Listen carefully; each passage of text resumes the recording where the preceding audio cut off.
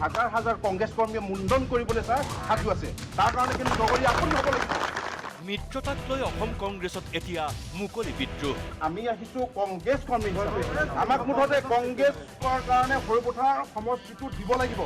ঘৰে বাহিৰে গৌৰৱ গগৈক ঘেৰাও কৰি জবাবদিহি কৰিছে কংগ্ৰেছ কৰ্মীয়ে। প্ৰথমে গৌৰৱ গগৈৰ বাসগৃহ ঘেৰাও।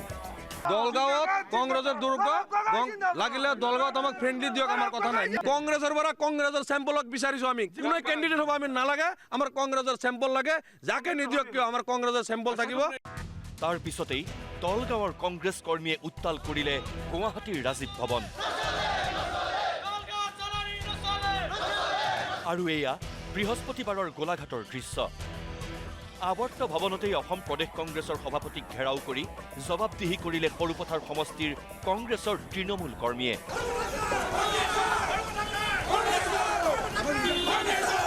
কংগ্ৰেছৰ শক্তিশালী ভেটি থকা সৰুপথাৰ সমষ্টি কিয় এৰি দিব অসম জাতীয় পৰিষদক? খঙে ক্ষোভে গোলাঘাটৰ আৱৰ্ত ভৱনত গৌৰৱ গগৈক জবাবদিহি কৰিলে কংগ্ৰেছ কৰ্মীয়ে। আমি সৰুপথাৰ কোনো কাৰণত এজেপিক এৰি নিদিওঁ, প্ৰয়োজনত কংগ্ৰেছ দলেই ত্যাগ কৰিম। আজি আপোনালোকৰ সন্মুখত কৈছোঁ যে কোনো কাৰণত আমি জাতীয় পৰিষদক সৰুপথাৰ সমষ্টিক আমি এৰি দিব নোৱাৰোঁ, কাৰণ তাতে কোনো মিত্ৰ দলক আমি তাত নিদিওঁ। আমাৰ তাতে গণভিত্তিটো ভাল, কংগ্ৰেছৰ গণভিত্তি ভাল। আজি 4 বছৰৰ পৰা যথেষ্ট আমাৰ কৰ্মীয়ে যথেষ্ট কষ্ট কৰি এটা পৰ্যায়লৈ আনিছে, যিটো পৰ্যায়ত আমি বিজেপিক আজি হৰুৱাবৰ কাৰণে সামৰ্থ্য হ'ম। তাৰ কাৰণে আমি কোনো কাৰণত কোনো অন্য সংগঠনক আমি অন্য ৰাজনৈতিক দলক এই সৰুপথাৰ সমষ্টি কংগ্ৰেছৰ বাদে এৰি দিব নিবিচাৰোঁ। আপুনি যাওক, আমাৰ গাঁৱে গাঁৱে যাওক, বুথে বুথে যাওক, তেখেতলোকৰ এই ছ'চিয়েল মিডিয়াতহে তেখেতলোকৰ বুথ সমিতিবোৰ আছে, কিন্তু প্ৰেক্টিকেল তেনেকুৱা ধৰণৰ কোনো নাই। গতিকে আমি আজি দৃঢ় সংকল্প লৈছোঁ। আজি স্পষ্ট কথা আমি গৌৰৱ গগৈ ডাঙৰীয়াৰ আগত কৈছোঁ যে আমি কোনো কাৰণত কংগ্ৰেছক আমি সৰুপথাৰত যদি টিকেট নিদিয়ে, আমি অনাগত দিনত এটা ভয়াৱহ আন্দোলন গঢ়ি তুলিম আমাৰ কংগ্ৰেছ কৰ্মীসকলে। APCCৰ সভাপতিয়ে কিয় তৃণমূল কংগ্ৰেছ কৰ্মীৰে আলোচনা নকৰাকৈ সৰুপথাৰ সমষ্টি অসম জাতীয় পৰিষদক দি দিলে? গৌৰৱ গগৈৰ পৰা সুদুত্তৰ নাপাই সৰুপথাৰৰ কংগ্ৰেছ কৰ্মীয়ে মুকলিকৈ হুংকাৰ দিলে। 24 ঘণ্টাৰ ভিতৰত APCCয়ে সিদ্ধান্ত সলনি নকৰিলে সমূহীয়াকৈ মুণ্ডন কৰিব হাজাৰ হাজাৰ কংগ্ৰেছ কৰ্মীয়ে। বাদ দিব কংগ্ৰেছ দলক।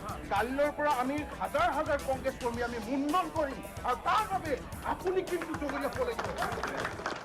যদি নিদিয়ে বিকল্প ব্যৱস্থা আমাৰ কালিলৈৰ পৰা সৰুপথাৰ LOCত সৰুপথাৰ বিধানসভা সমষ্টিত আমাৰ হাজাৰ হাজাৰ কংগ্ৰেছ কৰ্মীয়ে মুণ্ডন কৰিবলৈ সাজু আছে, আৰু তাৰ বাবে জগৰীয়া হ'ব লাগিব। আজি আমি যাক লগ কৰিছোঁ গৌৰৱ গগৈ ডাঙৰীয়া, APCC সভাপতি, তেখেতক জগৰীয়া হ'ব। আমি স্পষ্টকৈ তেখেতৰ সন্মুখত এই কথা আমি অৱগত কৰিছোঁ। কাইলৈৰ পৰা আমাৰ হাজাৰ হাজাৰ কৰ্মী আহি হাজাৰ হাজাৰ কৰ্মী আজি মুণ্ডন কৰিব, তাৰ কাৰণে কিন্তু জগৰীয়া APCC সভাপতি ডাঙৰীয়া হ'ব। আমি ভবামতে নহয়, কিন্তু কাইলৈ আমাৰ সকলো কংগ্ৰেছ কৰ্মী ওলাই আহিব।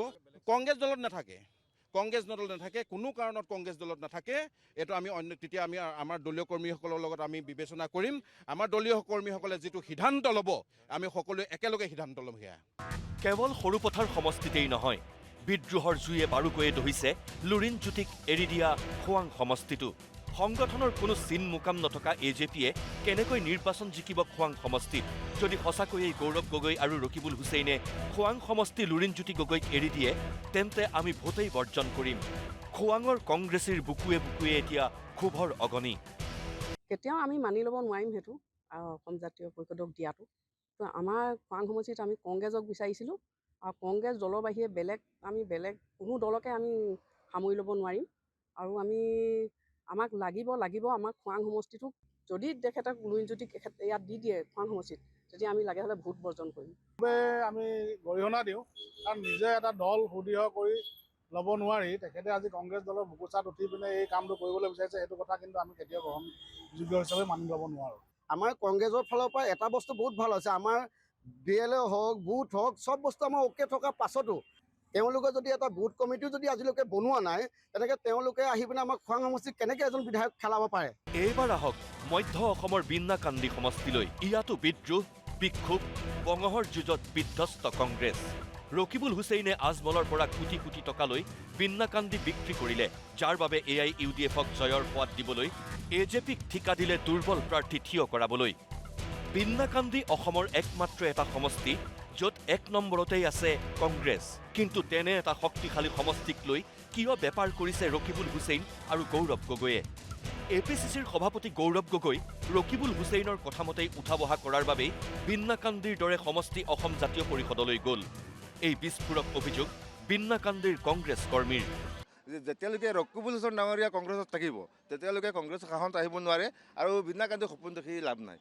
তেখেতে আৰু কংগ্ৰেছ হৈ গ'ল পৰিয়ালতান্ত্ৰিক। তেখেতে ল'ৰা টিকেট পায়, তেখেতে MP হৈ আছে।